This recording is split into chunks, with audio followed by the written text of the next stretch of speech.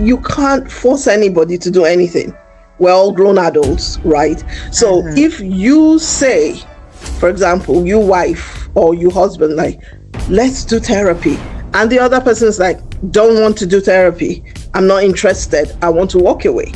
What do? You know, when you want to get married, you want companionship, you know, you want someone who would do life with you. You want someone who will grow old with you. Very importantly, you want someone who will have kids with you. You're not interested in the same things. He doesn't want to see what you're doing. Everybody gets too busy.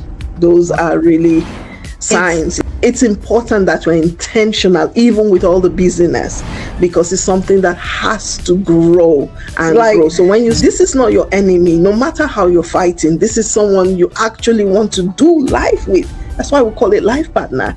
And so when you're talking to this person, no matter how they've annoyed you, I think it's important to put in mind that you want to speak to this person in a kind way, even when you are telling them off. I always say my policy is do everything within your power to save your marriage. When children every day wake up to parents shouting, screaming, and you're saying, I'm staying here for the children, you are doing more damage than good, right? So at that point is where some people would divorce. What happens? Many people marry, the woman has the worldview of, once you marry me, you're the one doing everything. Your money is our money, my money is my money. That is their worldview. If we say this is the way it is, no family member should be able to come to tell you that's not the way we do it. If you don't know that you have the problem, you can't get help. She comes back from work, you come back from work, she's the one that runs to the kitchen, she's cooking, she's cleaning, she's sweeping, she's doing that, and you are sitting down watching TV. Please, how will she not be tired in the bedroom? It's very important to do all sorts of checks medically. That's why some people will say to you, test before you marry, but of course we don't advocate that as a believer. We don't advocate that as Christians, but you can go to the doctor and say, please, can you help me check? Can we check? I'm saying this because I know somebody that got married to someone and found out, because they waited, that the guy was not active. Anything is acceptable as long as both of you are comfortable with it. That is mine. Why do people get married only to end up in divorce? It is a question many people avoid, yet the reality is all over us. Hi everyone, welcome back to Wisdom for Exploits. I am your host, Bola Amore.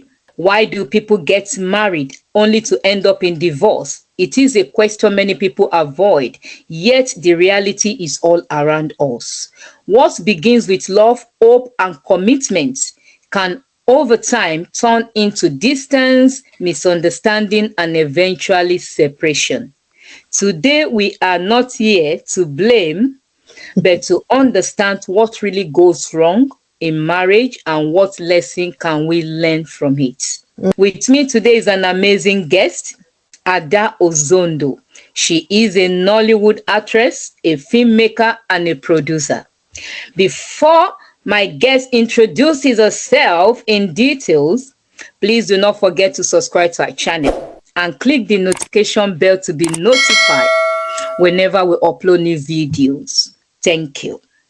Over to you, my guest. Will you please introduce yourself? Thank you, host. Basically, you have introduced me. I am Ada Ozondo, and I am an actress, film producer, amongst other things. I'm also a content creator. I run workshops and a lot of other things, but those are the basics about me. Wonderful. Yeah. Wow, that's good.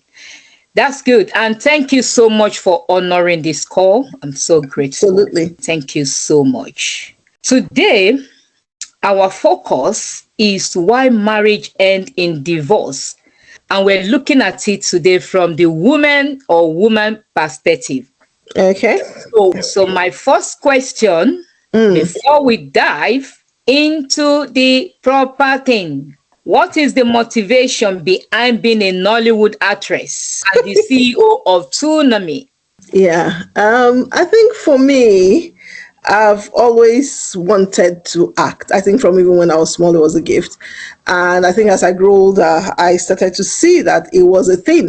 watch movies. They would sit down and, take out time to do that. And I also have a lot of passions. There's a lot of things I like to do, a lot of things I want to talk about. There are a lot of burdens on my heart. I would talk about, for example, I have an NGO now, a charity that I'm running called Inchekube. And for me, it's that's about abused children. It's a totally whole other topic.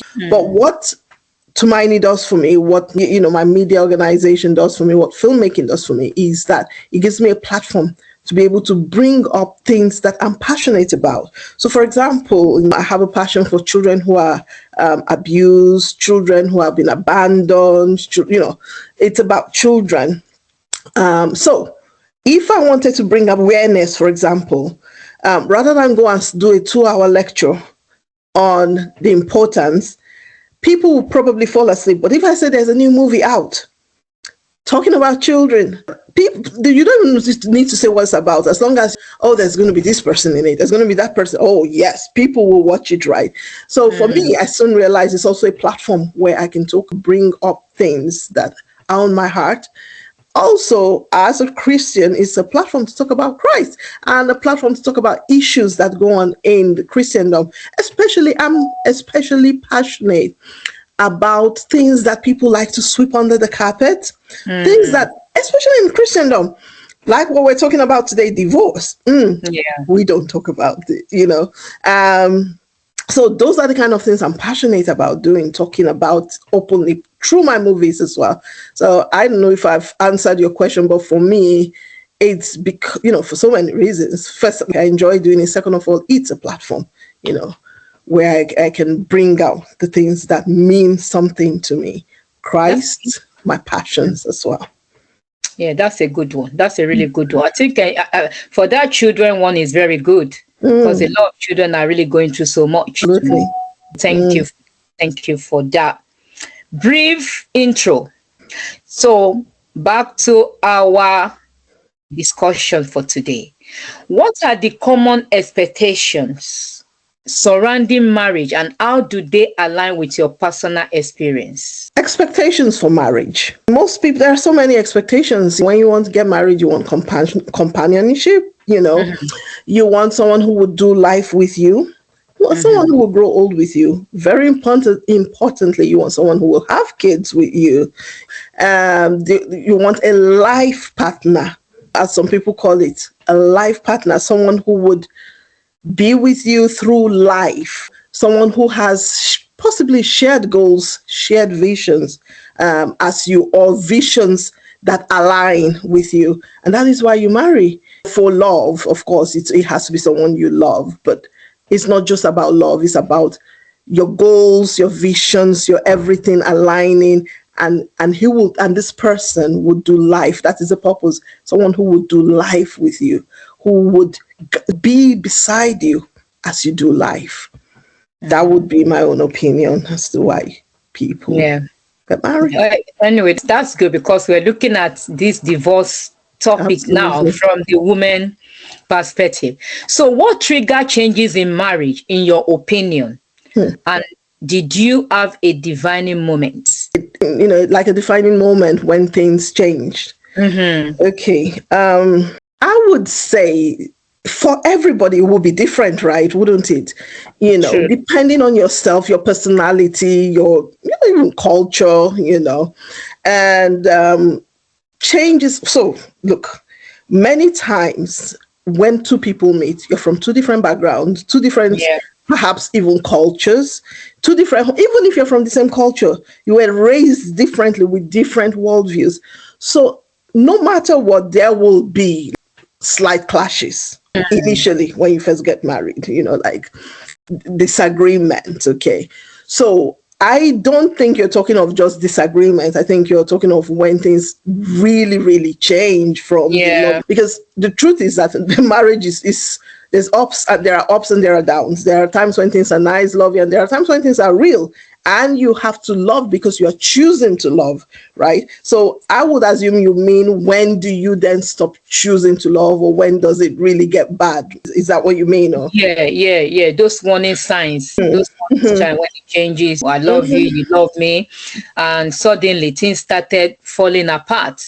I mean, the truth is, it's different for, I will say again, very different for everybody. For some people, you have seen some of these red flags even before you got married from the beginning. And then it then becomes worse. And there's so much a human being can take. Okay, so for example, let's give an example of physical abuse. So maybe when courtship, he slapped you, and then you get married and it starts to worsen. Tomorrow he kicks you, next tomorrow as it begins to build up, there's a point where it's the last straw that breaks the camel's back, and you're like, I can't do this anymore. It could also be mental abuse, where this person keeps putting you down, saying horrible things to you, things about you that keep breaking you gently. You start to lose yourself. You are no more who you used to be. Starts to even affect your mental health. I was talking to someone who's like an auntie to me. She's an auntie to me. She was my auntie since she's someone who brought me up in the way of the Lord as a young person. And she said she talked to somebody and they brought this person to her. She was literally like she was gone mentally.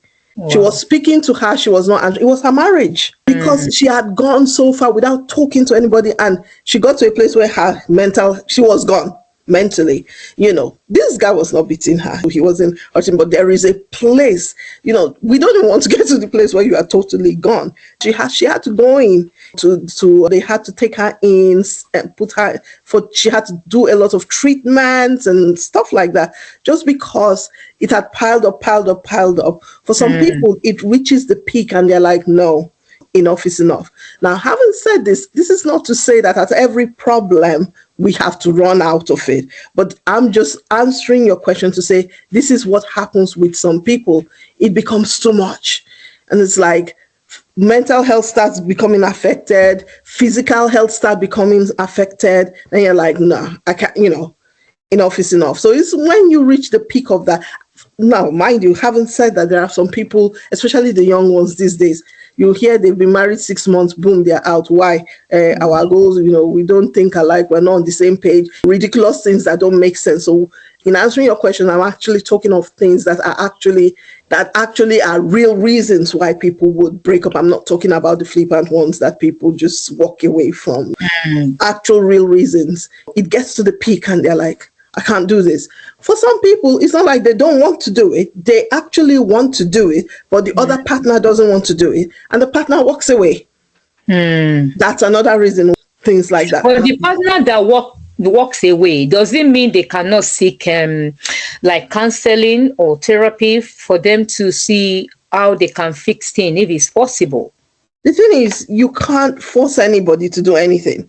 We're all grown adults, right? So if you say, for example, you wife or you husband, like, let's do therapy, and the other person is like, don't want to do therapy, I'm not interested, I want to walk away, what do? You can't force anybody. There's a place for prayers, there's a place for interceding, there's a place for talking, even getting other people to come and talk. But when you've done everything that you can do and you know that you're going crazy, or you know that it's not working, then, this is even talking about the other person, is out of your hands. You can't force anybody to do what they don't want to do. You can say, I've seen so many instances like that. They will be like, I think we should stay. I think we can fight. I think we can get help, get counseling, get therapy. And the other one's like, I don't want to do that. I'm gone. There's absolutely nothing you can do. You can't force a grown person to do something they don't want to do, Okay. So, yeah. Many times you see divorced people and you think, oh, sorry, I'm digressing a little bit. Oh, they're divorced. But sometimes you don't know, they actually were left. Yeah. Someone walked away from them. It's not what they actually wanted. So, yeah. Or maybe the other party, like you said, that the other party might not be willing to change, because it takes two to tango, though. Absolutely. And it's not, many times it's both people. Maybe it may not be you that started the problem, but maybe you reacted in a way that you shouldn't have reacted. So both of you have now become somehow responsible for the problem. Like you could have actually maybe done that a different way. So like you said, it takes two, but then it also takes two to fix. If one person is willing to get help and the other person is not willing to get help, it becomes really like, okay, so then what do you do? You can't say, okay, go and hold his leg and be following him wherever he's pulling you to. You can't do, if he says he's going, he's going. You just have to say, okay, this, if that's what you want. The best you can do is just keep praying. Okay. All right. Thank you very much. Our next question. What are the early symptoms that a marriage may be in trouble? Yeah. And did you spot any of this at a later stage? I think there are different signs, right? Like I was saying, for different people, there are different signs that is in trouble. Maybe communication stops. This person doesn't want to talk to you. It's a big sign that, okay, there's a problem. For me as a Christian, prayer stops. Big sign that, this is heading to the rocks. Initially, we're praying together, stuff like that. Family, it's a very common saying in the family that prays stays together. So many times, when you stop praying together, everybody gets busy. You stop praying. It's a big sign that things are heading downwards. You're not interested in the same things. He doesn't want to see what you're doing. Everybody gets too busy. Those are really signs. Too busy for each other. They're no more spending time together. One is waking up very early, going. The other one is, because sometimes it's life. But truly, with marriage, you have to be so intentional. Otherwise, it becomes normal not to be in the same space with each other. I remember talking to some people, and they were saying we spent so much time apart that when we now got jobs where we had time to be together, we were not used to being together again. So it's important that we're intentional, even with all the busyness, because it's something that has to grow and grow. So when you stop communicating, when you start being comfortable with being apart from each other, it's a sign that things are heading downwards. When everybody starts being disrespectful to each other, I think it's a sign that things are heading, downhill. Yeah, thank you for that. With this busyness, we know a lot of couples, some work in the morning, some in the afternoon. Maybe somebody that have a doctor as a husband or wife. A doctor, they have shifts. Sometimes they could be working midnight. Sometimes they could work in the daytime. I know communication plays a major role in marriage. But what about if they keep calling each other, talk to themselves on the phone? So does that mean that the marriage is heading towards disaster? No, so that is still communication. You're talking to each other. You're finding creative ways. It's just like people who do long distance relationship. You're not in the same space, but you have to find a way to keep the communication going, right? So that's the same way you need to be creative in a situation where you're like, for example, what you said, working different shifts. You have to maybe intentionally find a way to have that one day off. So if the husband's a doctor, for example, working full time, Moses, he may have one day off where he's off, or a couple of days where he's off. She has to then intentionally, you have to then say, look, our marriage is so important that I would have one day off to the day you have to be intentional. I think it's the intentionality. If you just think that everybody's hustling, it doesn't matter. That's where you start to get comfortable without being in touch. Now, the days that you're not able to, because practically it can't always work that every single day you have time like that. On those days, what you said, you text each other, you check on each other, send funny texts to each other, send like, babe, you know what? When you come home today, things like that. Be creative, keep things alive.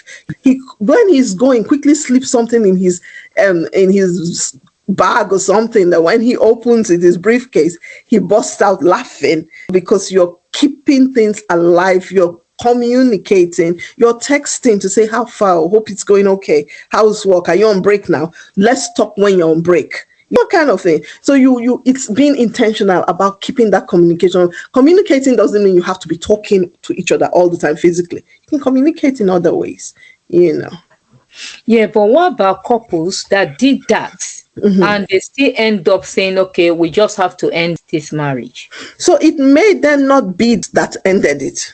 There may be other reasons why it ended. If they were intentional about communicating, and they were lack of communication is not the only thing that ends a relationship. You can be communicating, but what if one of the partners is toxic and all he's communicating is toxicity, and it's just getting the woman crazy, or vice versa. It can be the woman too who is toxic.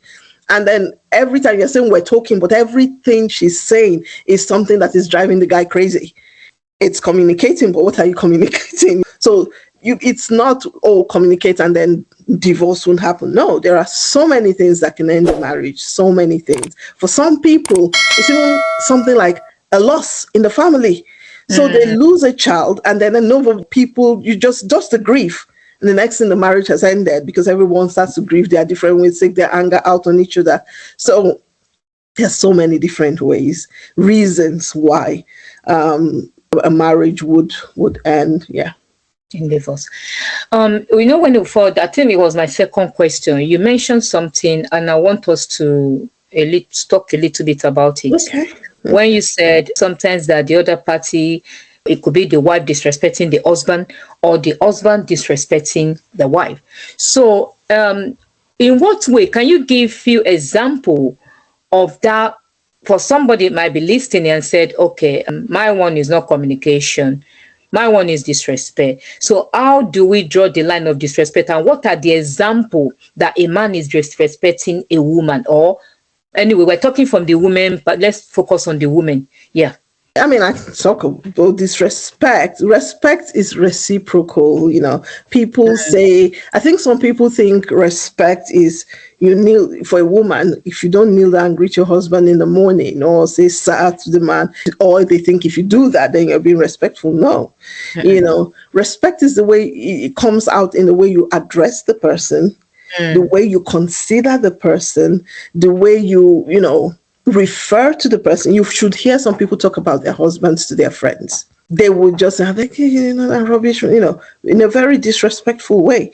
And the same way, the man is talking to you and like you're shouting right back. And, the Bible says we should submit. Submit doesn't mean, but it's a totally different topic. But submit doesn't mean like enslaved. And he says jump, you say how high. That's not submission. But it's just being mindful in the way you talk to this person because you love them, right?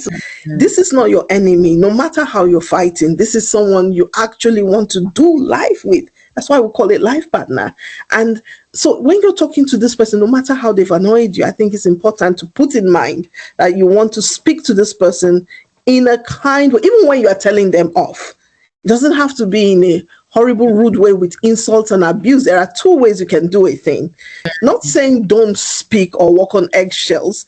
The person has done something. Oh, why did you do this? I'm not happy that you did it. As opposed to, you are very, very stupid. Your head is not correct. Did you not see that? Do you understand? You're still trying to pass across the same message, but one is in a very disrespectful way. The other is, I'm still saying I'm not happy, but you're saying it knowing that you are talking to someone you love, someone who is your life person. So you don't want to, you're talking with kindness in spite of the fact that you're unhappy. That is how to be respectful. You also respect what they like and what they don't like. You can, if the person says, I don't like it when I am, what's it? And that's what that is disrespectful because you think, oh, you're too petty. Why should that bother you? Those are some, but when you care about this person and you put in mind again, this is my love, my life person, my life partner, it affects the way you relate to these people, in a respectful way. So disrespect is not being kind, not being loving, not being doesn't mean you're not happy. It doesn't mean you're happy with them all the time. But even in your upset, still speaking in a kind manner, still speaking. It can go on and on and on, but I'm just giving examples of ways that what respect looks like and what disrespect looks like, the lack of respect looks like.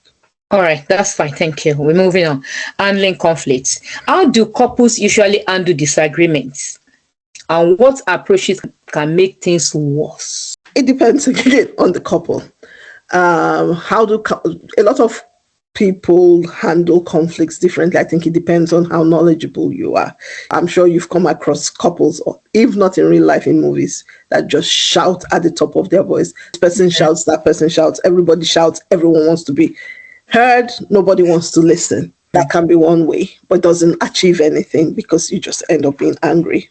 You can sit down and you can tell the person this is the way I'm feeling, and the other person listens, because it's important that the other person is listening to, not listening to attack, but listening to actually hear this person. I think one of the lessons I've learned, one thing I can tell you about myself is that I'm not claiming that I was perfect in my marriage, but I have learned so many things, that some things I could have done differently. If you're speaking to your partner with the mindset of, this is my person, this is my lover, this is my life partner, the way you speak to that person, the way you communicate with that person would be so different, because even in your upset, even in your anger, you still bear in mind that this is my person. This is my person. How could you have done better in your own marriage? Well, with regards to be very specific.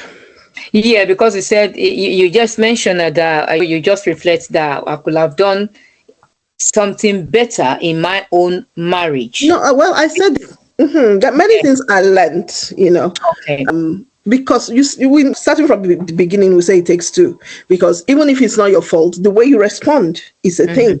So if you respond, I've answered that question already. What I said was, I could have responded in ways where I know I'm talking to this person. Yes, this person is really upset, might be upsetting me, might be hurting my feelings, but I'm responding to, I have to put in mind that this is my lover. This is my life partner, my person. I'm not fighting this person as an enemy.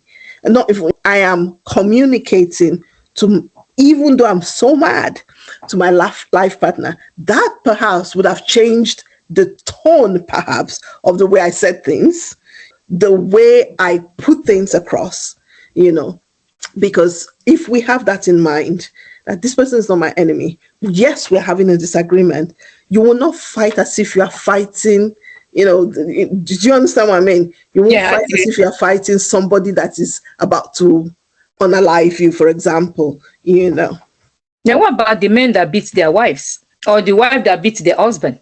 What about them? What do you mean? What about them? Because we're talking about now respect now. You understand? Respect, but some women, they beat their man. And the man will be saying that, and some men, they beat their woman. And the woman will say, he's going to kill me. I can't endure anymore. Okay, so I think that we're digressing to questions. In the case of abuse, there's no, I'm thinking of whether this person loves me or not. This is about self-preservation, right? In case of abuse, run, leave the place, straight up. I said it, and I'm saying it with my full chest, quote me anywhere. If there is abuse, physical abuse, leave. Don't even say we're negotiating it. This one, you fight the person like an enemy. Why? They are trying to. Have you heard stories of people out of domestic violence? We know some where they got unalived because of domestic violence, right? So I am saying this, and I'm saying this, everything I said disregard in when it comes to domestic physical violence. We're fighting this. In this case, you're fighting like you're fighting an enemy, because that person in that moment is the enemy of your soul, and they are trying to unalive you. They could possibly unalive you. So once physical violence comes in, there is no, we are respecting in this one. The thing you are respecting right now in that moment is your life. So in that moment, when it comes to domestic physical violence, run. There's no negotiating. Fight, defend yourself. Don't fight, but defend yourself as much as you can and leave that environment. Call the police, call people, depending on where you are. There are some countries where police doesn't work instantly, where you can't just call and they just appear. No. We are where we're in a place where police will come instantly, almost instantly, but there are many countries where they wouldn't. So defend yourself as much as you can and run. Leave that environment, because it's not safe. So when in everything I'm talking about, I'm not talking about physical violence. No, I'm talking about you're having a misunderstanding. You're talking, and then the person says, sometimes you are triggered, to be fair. Someone says your head is not correct, I wish I did not marry you, this is humanly, you just want to respond in the most, like, you two want to give back. You gave me one, I'll give you two. You can still respond and say, I don't appreciate what you just said to me, and what you said is so hurtful, but it doesn't have to be at the top of your voice. And this is not to say as well, sit down and accept it. I'm just saying, in a disagreement, if abuse, even emotional abuse, becomes a lot, walk away. I'm not saying divorce, I'm saying walk away if it starts to affect your mental health. So how do couples slowly grow apart without realizing it? And can you relate that to anything you experienced? I think one of the ways is to stop being friends. Many times, some of the things we've talked about, work, business, children, life happens, and then you just stop talking to each other. Initially, when you marry, that is your best friend. The first thing that happens, that's who you run to. You are removing your shoes from work, come and hear gist to see with it. But now this person is so busy, even too tired sometimes to talk to you. You are taking care of kids. Everybody's too tired, and you are not being intentional about each other again. Things start to fall apart because you don't notice at first. You don't know at first that it's happening, but gradually, this person who was your gist partner, your gossip partner, your everything partner, becomes a stranger. Because, initially, it makes sense, understandable. Everybody is busy, everybody is da-da-da. And but before you know it, you're not used to talking to this person again. The next thing that happens, you call your bestie or your prayer partner. You're used to it because it's not something you want to do initially. But because your person is not there, you need someone in that instant to pray with you, to talk to you. You call your sister, you call your best friend, you call your mom. Then it becomes a norm. You're no more used to talking to this person. So I think, I'm not bringing to in that case, I think it's so important that we're intentional and aware, of these things. When it starts to become, oh, this thing happened, and the next thing is you want to pick your phone, call your partner. Even if they're not there, text them, see what happened. I think that would help. If not, that is how it slowly ends. You start to become content without each other. He's not the first person you want to talk to. You don't spend any time going out on dates again. Who has time? Kids. Then you start to slip away. You're not making an effort anymore. Things start to fall apart. That gradually, those are things. It usually starts with, honestly, legit reasons. Because everybody is busy, right? Everybody, so gradually, you're not even praying together. Sometimes you are so tired, one sleeps in the living room, you're not sleeping in the same space. One person is working somewhere else, another, you start to slip away from each other. You start to not find each other interesting again. Those are some of the gradual things that could happen that would make a marriage eventually die. Those are some of the things that could happen. Okay, well done. Feeling unheard. What happens in marriage when one or both partner feel unheard or misunderstood? That one is very important. So what happens? What happens in a marriage when one or both partner feel unheard or misunderstood? Like some lady will say, oh, my husband, you're not listening to me. It depends on what you call yourself. Maybe baby, you call yourself Oni, or you're not listening to me. Or sometimes maybe when the husband says something, then the wife misinterprets what he said. And he said, no, this is not what I'm saying. They call it tongue of confusion. You understand that? Okay, now you say, oh, I know you don't love me anymore. Something like that. Maybe the husband says something or the wife says something. And the wife says, I know you don't even love me anymore. You've been looking at somebody outside. So that's the kind of, maybe they are discussing some important stuff. And the man is saying A, the woman is hearing B. I think it's important to listen to each other. Communication is speaking and listening, right? So if you're saying A to me and I'm hearing C, and I relate C back to you, of course, if you hear me say, okay, so maybe you're saying, oh, should we, I think, oh, the way that lady wore that clothes yesterday, I want to get it for you.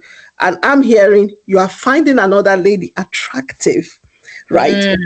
I could, the best way to do that is communicate to you and say, I think you're finding this lady attractive. Why is she the one? See, so the way the other person responds can make or break the situation, right? So if the other person says, oh, babe, calm down now. It's you I want to buy this dress for. It's not about the other person. And it will make it light, make it a joke. You've saved the situation, as opposed to someone saying, you don't even listen. You're not even hearing me. So I think it's about communicate. It's important that we're hearing, we're listening, and even if we're not understanding, that you explain to the other person that, no, that's not what I mean. That's not what I'm trying to say. What I'm trying to say is this, that is communicating again. Communicating, listening and hearing. And even if you're not getting it, say what you think you're hearing and let the person have a chance to redeem themselves. Well, I've seen some couples whereby no one wants to listen. Oh, you've been keeping girlfriend. Oh, you've been keeping boyfriend. You understand? And they refuse to, even though the other one is saying, oh, this is not what I'm saying. Say, no, that is what. And they turn everything to fight. What about in that instance? So I can't tell you I have all the answers, but I can say that if that kind of situation happens and you truly love this person and you are looking for your marriage to work, I think the next step is probably see a counselor. We're not hearing each other. We're not agreeing, right? I always say my policy is do everything within your power to save your marriage. Because for some people, that could be the end. You're just like, well, I'm saying this, you're not hearing this. Let everybody go their separate ways. Do you understand? But you could say, I want this, I want to fight for this. And so your response instead would be, let's talk to this person. And I'm not talking about a random person, somebody that just because they've been married 50 years, you come and meet them. No.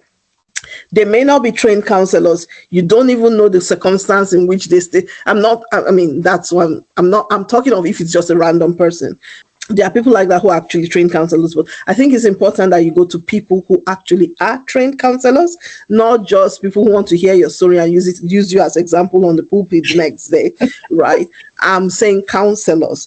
And that is if if truly your motive is right, the next step should be, let's get help. If you've tried to resolve it, he's not hearing, she's not hearing, let's get help. So when you have somebody else who is a counselor listening to both sides, they may be able to help you find resolution and say, actually, you're not hearing, this is what this person is saying, or this is what the other person is saying. That should be the next course of action. Now, that in itself could be what brings healing. But for some people, if one of the partners says, well, I'm not interested in doing that, that could be the end, because what starts to happen is when you guys are hearing different things, saying different things, then it becomes very toxic. Insult starts to happen. The children that you are trying to protect get affected, because when children every day wake up to parents shouting, screaming, and you're saying, I'm staying here for the children, you are doing more damage than good, right? So at that point is where some people would divorce because nobody's hearing each other again. But I'm just saying it can be resolved if you get somebody who, if you both agree, look, let's find somebody who would hear both sides and help us find a middle ground. Spot on. So how do things like finances, family influence, and work stress affect in marriage? I know we said a little bit, but I want us to dig deeper into it. And where any of these factors present in your case? That's in my own case. Okay. How do you say okay, so let's take it one at a time. So let's say I think one thing I would say, and that is something I would say I didn't think was a thing to do when in my days before in my courtship days, because that's when you have to start talking about these things. Importance of finances. Okay, what are we going to do? Are we going to get a mortgage? How are we going to do it? How much would you be working, or would you stay at home? How much are we going to contribute? Are we doing a 50-50 marriage? Guess what happens? Many people marry, the woman has the worldview of Once you marry me, you are the one doing everything. Your money is our money, my money is my money. That is their worldview. And the man is coming into the marriage thinking, when the UK is 50-50, right? Who is able to Imagine. You just guessed, so you did not talk about it before. So it was just guesswork. So you now just marry without even talking about it. And at the end of the month, the man is thinking, oh, babe, where's your own share? Me, I'm doing the rent. Share, you do you haven't talked about it. And she's thinking, are you mad? You're the man. Do you understand? So naive about the fact that we should have talked about this ahead of time, so that if it's such a huge deal that if the woman doesn't agree with that worldview and he doesn't agree, is enough reason to walk away in courtship and dating. It's enough reason, because it can cause the biggest misunderstanding. But people don't talk about it. You just come and assume everything will fall into place. Are we going to have a joint account? Is everybody going to have their own account? Very important things to talk about before, not while you're married, before you get married. So that when you get married, what causes the stress, financial stress, is because they never talked about it. They never agreed on what it would look like. Everybody assumed, maybe based on what they saw in their own home growing up. You know, in my own home, my mom brought money, everybody brought money. My own home, you are the sole provider, that kind of thing. I listened to a lady one day and she said, I'm not going to get married to anybody who is not ready to do 100% of finances. And that is a deal breaker for her. So imagine she meets this guy, they fall in love, everything, they're about to get married, and the guy is like, no, I will bring some, I will do 70, you do 30. She would walk away. That is how convinced she is. So that's why it's important. So imagine if she didn't talk about it and they got married, she would be, in short, she could walk away. So it's important to talk about these things, I would say, ahead of time, because it's such a big deal. It's bigger a deal than we're taught about, even in counseling and stuff. I think it's so important that people sit down before they're married to talk about your views on finances, what you want to do with finances, how much you want to be spending on what a month. Because if you get up and you're going to do your nails, your face, and the guy is fuming in anger that you're wasting money, you know, he may have a right. If you didn't sit down and say, look, every month, oh, sorry, so amount has to go to, I don't joke with my complexion, so amount has to go into this, I'm sorry. But if they've talked about it ahead of time, he knows, right? So there won't be a problem. So I think it's important to talk about finances and come to, there's no one way that is the right way. The right way is what is okay for both of you, right? What both of you, and many times you have to compromise a little bit, but at least both of you are in the know that this is what we're going to do, right? So that's why I think, you know, finances are quite an important thing. We're teaching marriage now. People going into marriage is 100%. 100%. Though as a woman going into a man's life, you are going as a helper according to the scripture. But the man should not be having it at the back of the mind. The woman is coming to help you. You understand? Not putting the load on the woman. You may be surprised. There are some women who would say, look, I want to start off this marriage with saying I will be doing 30%, right? And yeah, that's fine. But the man should not have a mindset of we're going to marry 50-50. I think that's an error from this crash. The woman must say, okay, you know what, don't worry, my husband, because some women are they have well-paid job than the man. You understand? So the issue come from the woman, not the man putting the pressure. Demanding. I see what you're saying. Exactly. Because I've heard people, even there was a time in our forums we're saying that they were talking about respect. They were talking about respect. And I don't know, somebody just fled. They said, what respect? They were talking about, there was a lady, I think there was a video, the lady was respecting the husband, kneeling down, doing all sorts of things. And they said, oh, this is a good woman, and this is how a woman should be behaving. And somebody fled from the forum and said, and that day was a battle for battle. I just kept quiet. I said, God, where do I enter inside this discussion?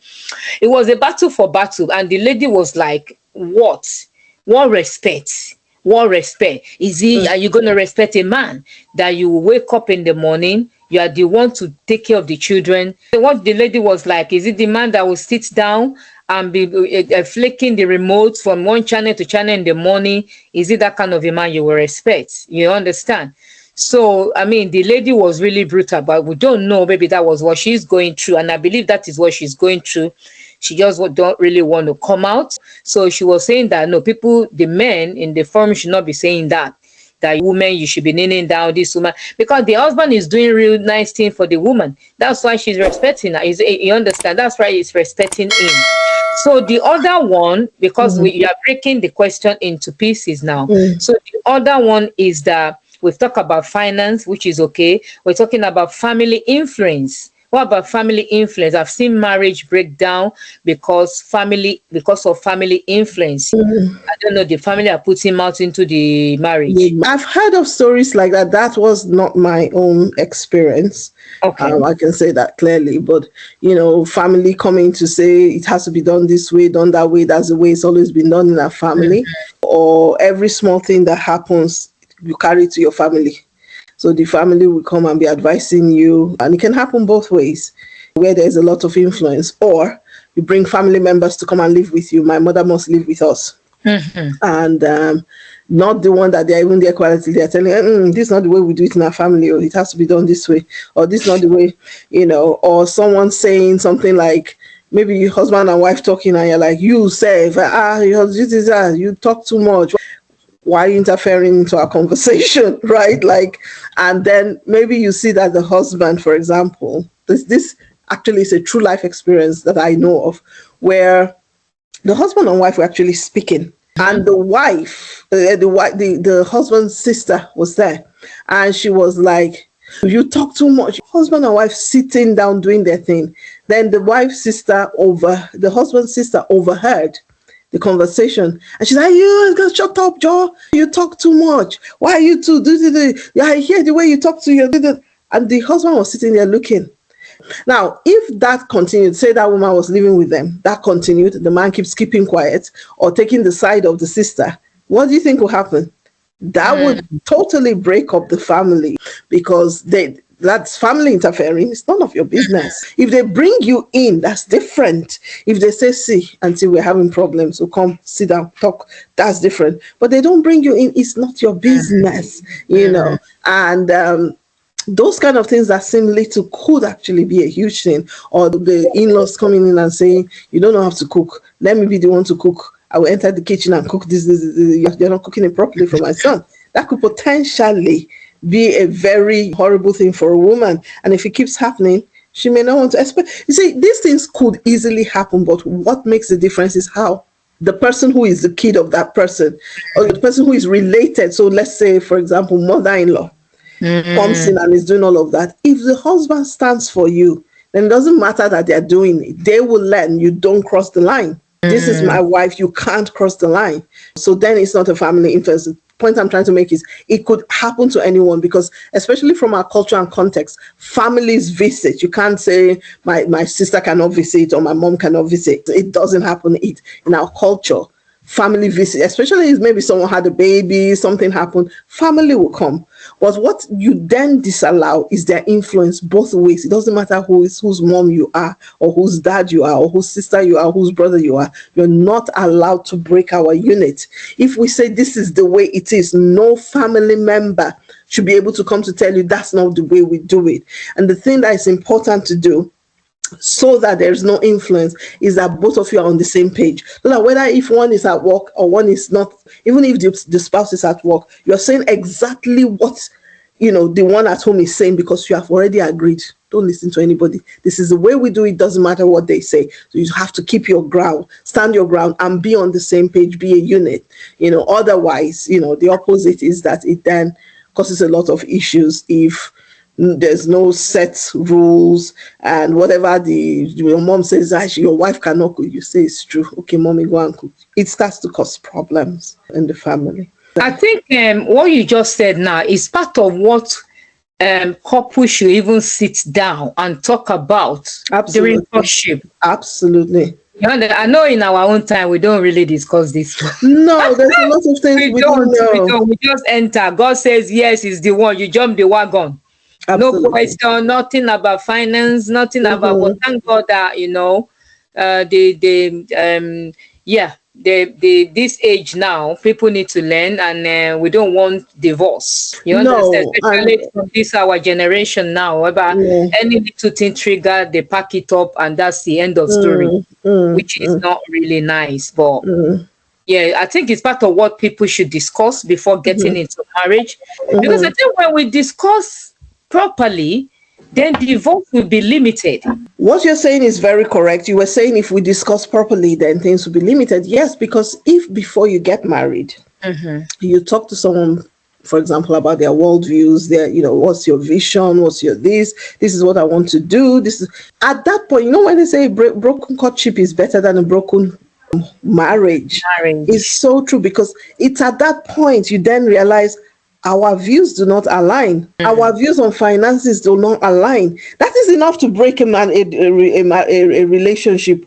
Because if you see that this guy is saying never, you better find what are you bringing to the table, 50%, and you are thinking that's not my worldview, you walk away at that point, because then you're avoiding divorce. It's important to talk about these things. If we had talked about some things from the beginning, some things that look like red flags, some things that look like, okay, this doesn't align with my values, then divorce wouldn't have happened, probably, because you would have walked away in the initial instance instead of getting into it and then divorcing later. Okay. So in many marriages, there is a turning point. What does that usually look like? And did you experience something similar? When you say turning point, what do you mean, really? Turning point in the sense that you see, baby, okay, now this man is violent, for example. And yeah, we've seen, thank God they went for counseling and things change.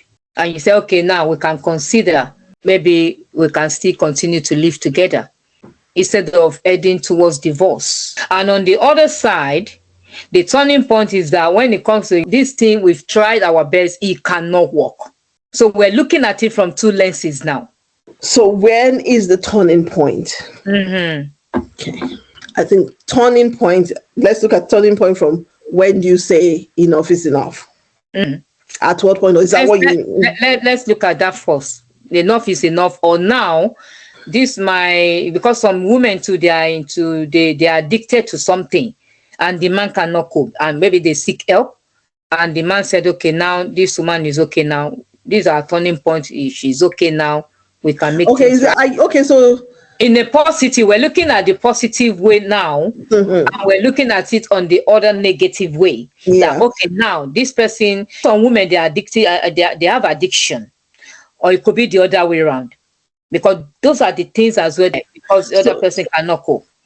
And the other side is that, okay, the turning point is that, you know what, I've tried everything, I've prayed, this man is not changing, or this woman is not changing, we just have to call it a day. Quit. Yeah. So let's start from the positive point. I think if there are issues, there had been issues. So maybe communication. This person is not talking to me. I think communication is really that key. It's key. You're saying that you basically become a single person. This person is not talking to you. Do you know that it's so bad that if you get used to not communicating with each other and not talking to each other, by the time you are living in the same, I remember, by the time you're in the same space, you're not used to doing it again. One will be in the bedroom, one will be in the living room, doing nothing. But you can't flow with each other again. Now, if that was an issue and you've gone for counseling, and everybody now becomes intentional. Maybe you are used to just going to the sitting room and flopping in front. You say, babe, come and sit with me. Let's watch this. Or babe, come to bed. Let's be in bed. You learn to, you make intentional effort.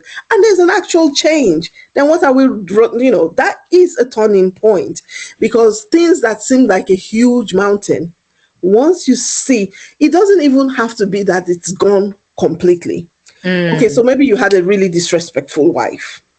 She's always insulting you, look at you, There was somebody I was talking to that said, the wife said that I would rather be married to a drunkard than be married to, say the most hurtful, most horrible things. So if this person now decides, I have done wrong, I've been speaking really rudely to my husband, and they turn around and they start to become respectful, they start to speak better, they start to communicate better, they start to be intentional about quality time, then that is a turnaround. Again, it must not be perfect because it takes a while, but you can see that this person is making an effort and things are turning around. Or like you said, an addiction, and you're like, okay, this person has gone to get help, this person has gone for therapy, this person has gone in for, and you see that they're actually making an effort. I think once you realize you have an issue, that's the beginning of the help. That's the beginning of things changing. If for some people, everybody will see it, this is an addiction, or you are like, never, you can never get help. You can never get help. You can never get help because it's an addiction. If you don't know that you have the problem, you can't get help. But if you know you have a problem and you start to work on it, as in acknowledging, yes, I have this problem, I'm going to start to work on it. Let me give you an example with myself. It wasn't an addiction, but when I started doing my movie making, I got so busy because I live in the UK. A lot of my crew members in Nigeria. And so many times I have to be talking when we're editing and filming, and I was in Nigeria for some time, came back home, but I had to be calling to see what was going on, especially when we're in the middle of completing a project. I'm on the phone many times I'm on the phone a lot, even when I'm cooking, when I'm doing this.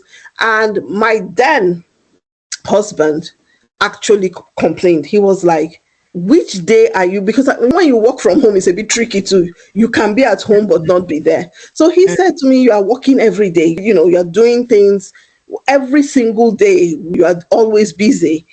And when we were speaking to a counselor, the counselor actually said, I'd pick out a couple of days that would be your work days from morning till night. Because what was happening was that I was breaking my day every time. Maybe I would be like 2 hours doing something else, then 3 hours I'll be on the phone. So the person said, take out 3 days or 2 days. Those are your work days. From morning till night you will work. But then take out another 2 days that you'll be like, okay, these are the days that I would be very present at home. And I thought it was fantastic advice because it was the truth. So in that case, I made an effort. What I did in that at that moment was that I changed. I realized that this was an issue, and then I changed. I started working 3 days full time, and I took 2 days off where I was more available at home. And so that if that was our only problem, then there's been a solution, right? That should have then been a turning point where, okay, things will start to get better. Now, this was the issue, in my case, it wasn't the only issue, but that was one issue, and that was one way I brought a solution. So that's for the positive. When you start to see positive change, then that is a good thing. When the issue, a solution has been brought, you've identified it first of all, and then there's a solution. So, thank you for sharing that. We've talked about communication a lot, and we've talked about finance.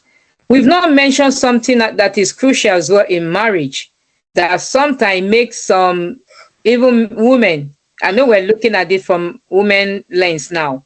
We've not looked into sex, because sex is another issue. I'm tired, she's tired, or maybe the wife is not active, or it's the man that is not active. So how can they deal with that? Or how can that not be an issue for divorce? Oh, okay. So there are different aspects of this. So one of the aspects is perhaps, like you said, tiredness. The woman is like, I'm so tired. People always say the women use that as an excuse. Okay. Yeah. So if you really are wanting the wife to not be overtired at the end of the day, she comes back from work, you come back from work, she's the one that runs to the kitchen, she's cooking, she's cleaning, she's sweeping, she's doing that, and you are sitting down watching TV. Please, how will she not be tired in the bedroom? If you want that, then you make an effort. As That's she's true. doing what you're doing too, as you are doing too. So that way she's not overtired. If I helped you, you help, so that won't be an excuse again. So everybody should find ways to ensure that you're not too tired, if tiredness. Now, there are very many issues that have to do with sex in marriage.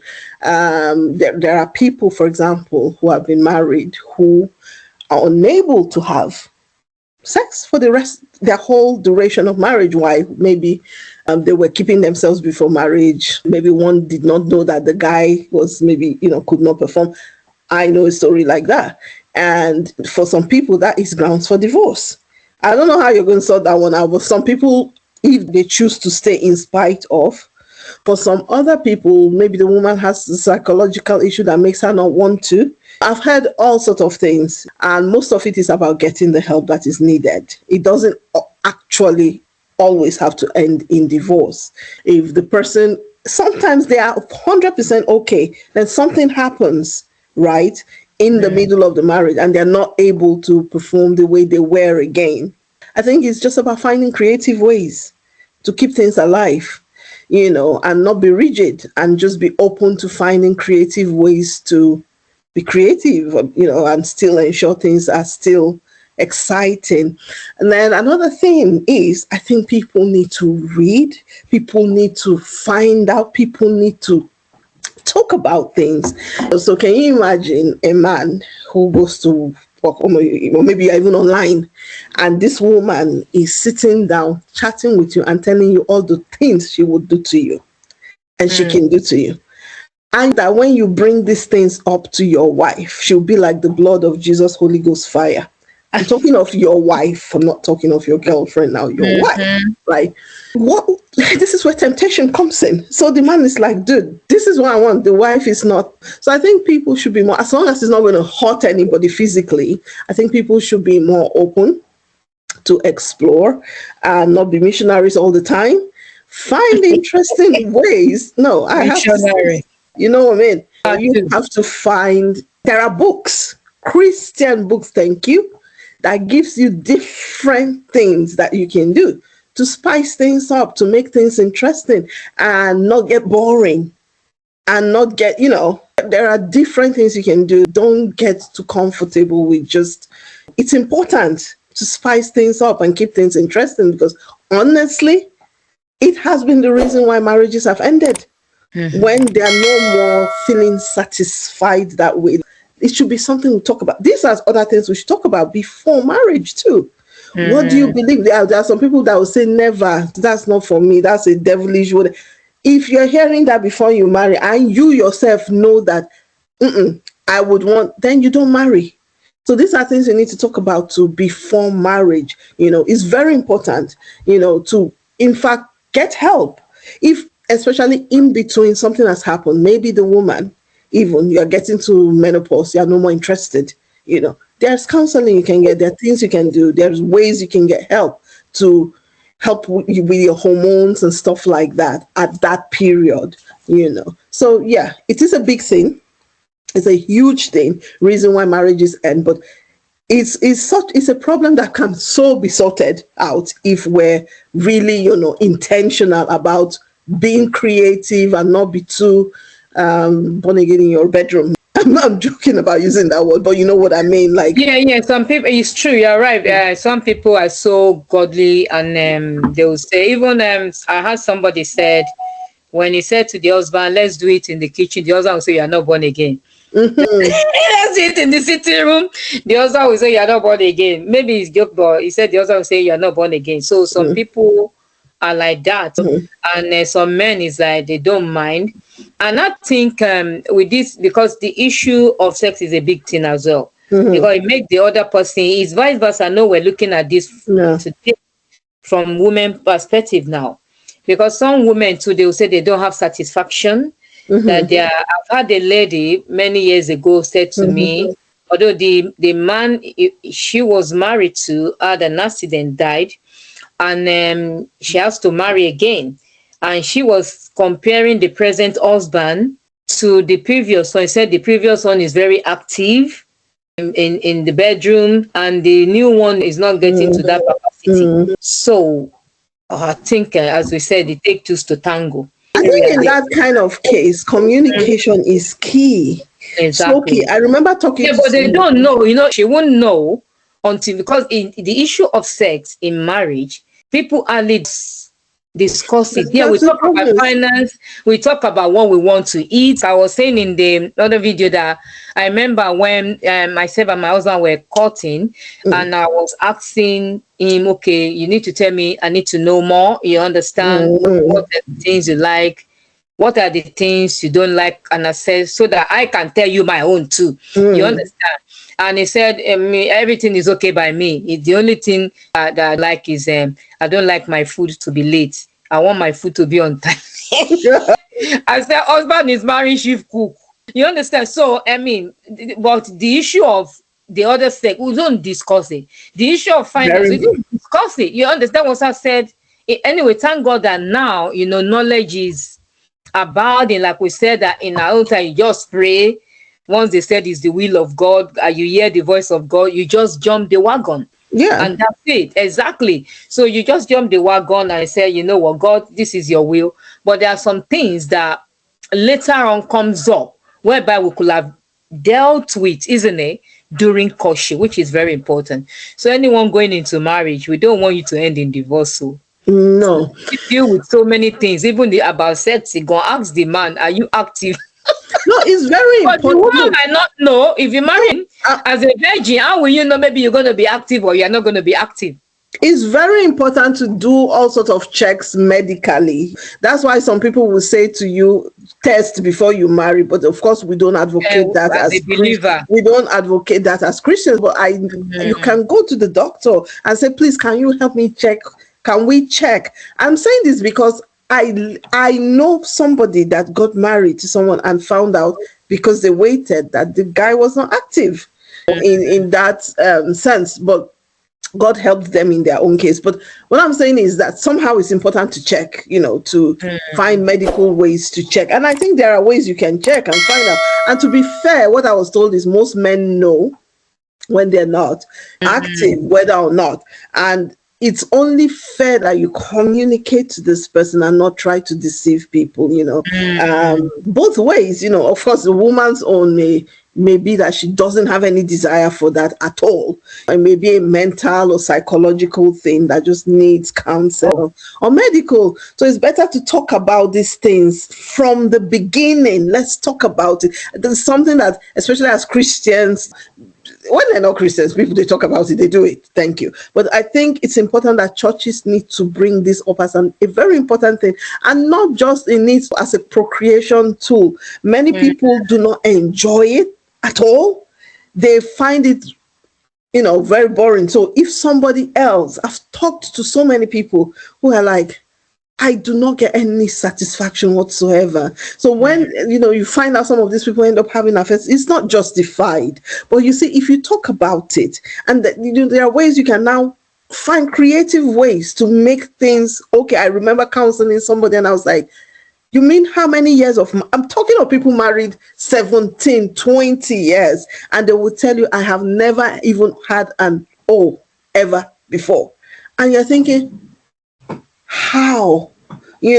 Because nobody told them, nobody taught them, and so they are just frustrated.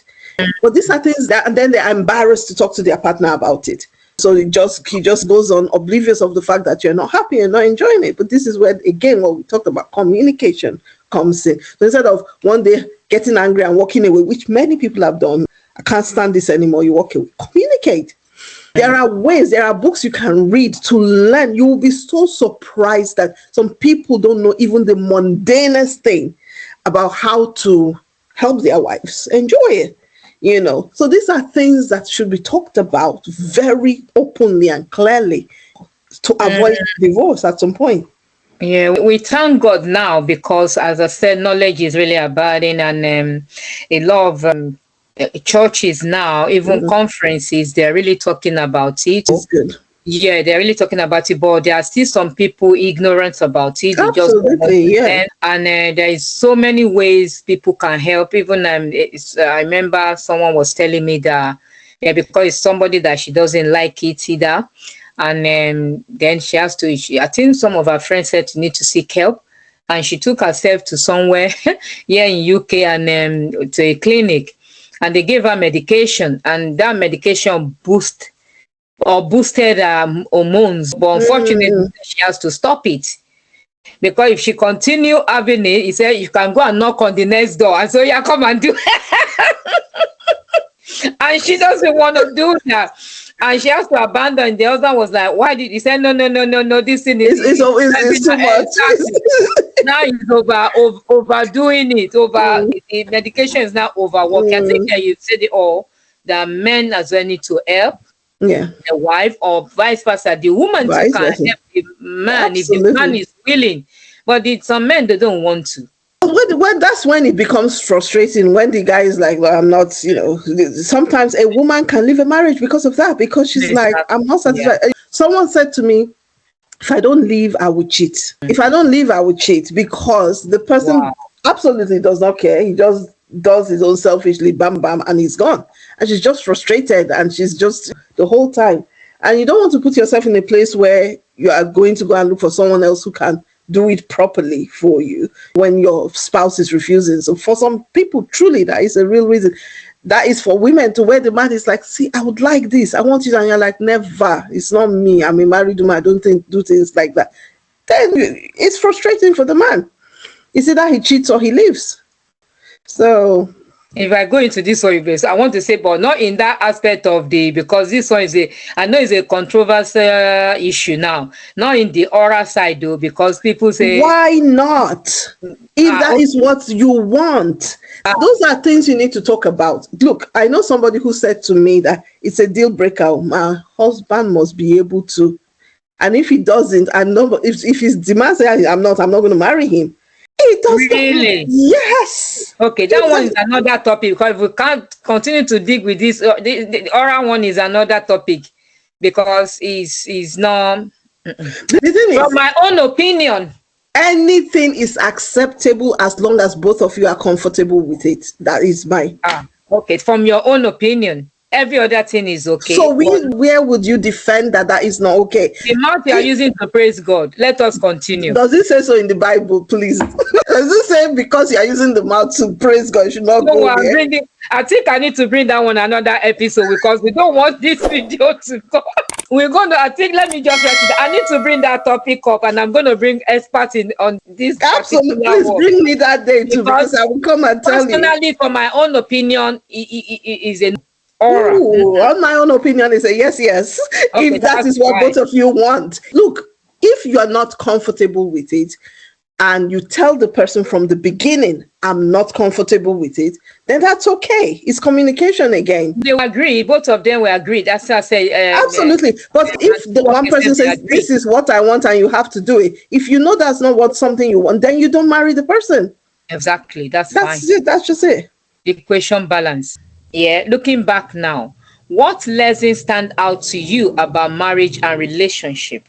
This is for you now.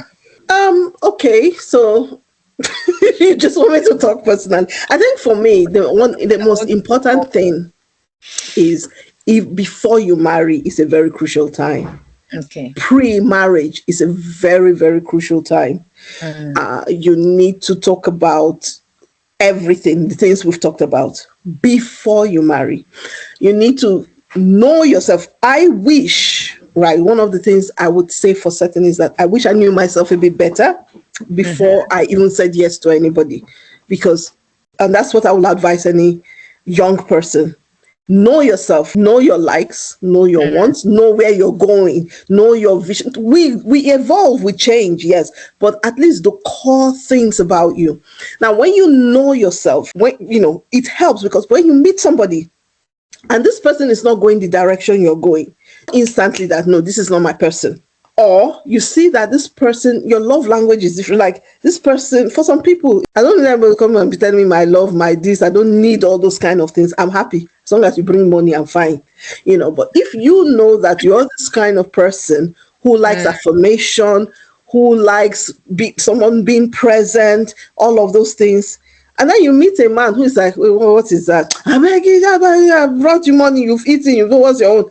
You just know this is not your man. Well, you wouldn't know that if you don't know yourself. So for me, I was like, I possibly may not have gotten into the marriage I did. Possibly, I don't know. But the thing is, when you know yourself 100%, you know that, okay, this is where I'm going. And so if I meet someone who's not going that direction, I won't marry them. So it's so important for young people. Is what I would say. It's important. My young self, if I was to go back, I'll be like, girl, before you say yes to anybody, know who you are and where you're going, to ensure that you are going the same direction before you say yes. Because what then happens is that if you say yes to this person and you don't know yourself, you will discover yourself inside the marriage. And when you want to now start living your authentic self, the person is like, who is this? This is not who I married. But that is basically because you didn't know yourself then. And this can cause huge clashes because the person will think, wait, where did you evolve from? This is not who I thought I was getting into. But you see, so the person would try and mold you into the way they think you should be. But by the time you start to find yourself, it becomes a problem. I don't know if that makes sense, but for me, those are some of the things I would have done differently if I knew. I was like, okay, should have known myself a bit better before getting into. That's fine. So what advice will you give to couples who want to build a strong and lasting marriage today? I think that's our last question. Okay. One major thing is have Jesus as the center. And it sounds very cliche, it sounds very, but it's so important. It's so important that you pray together, that you have Jesus as your standard. That's why it's always best to marry someone who aligns with your values as a Christian. Because if you're not married to someone who has your values, how are you going to have Jesus as the center? You won't have a center point. I think that is very important, number one. Number two, communicate, which means actually speak. Not just listen, communicate and listen to each other. And when you get to a place where you see that you're no more hearing each other, you can't get to a middle point. Get help. There's no shame in it. There's no shame in getting help. Seek for help. Fight for your marriage. Seek for help, And I think those are core important things. Center being Jesus, fight for your marriage, seek for help.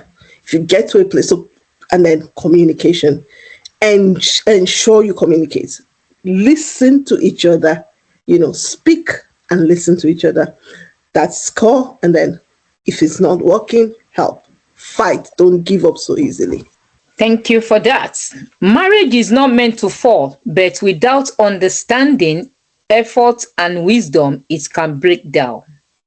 The goal of this conversation is not to judge the past, but to help others build stronger, healthier relationships for the future.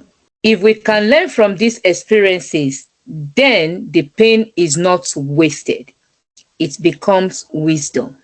Absolutely. Thank you so much, my guest, for being part of this conversation. Thank you. Wisdom for exploits. And that is that from us today. Thank you so much. You're welcome. Thank you. All righty.